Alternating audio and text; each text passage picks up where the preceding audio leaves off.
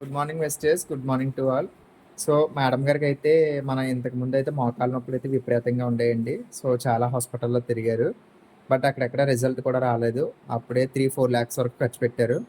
So madam గారు మన wastage కంపెనీకి వచ్చిన తర్వాత సరిష్మా మేడం వాళ్ళ మదర్ అండి.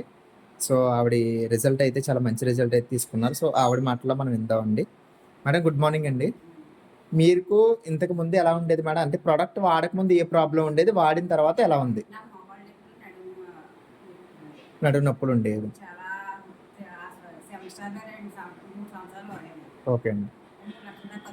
3 లక్షల వరకు ఖర్చు పెట్టారు. ఓకే, తగ్గలేదండి? ఓకే అండి.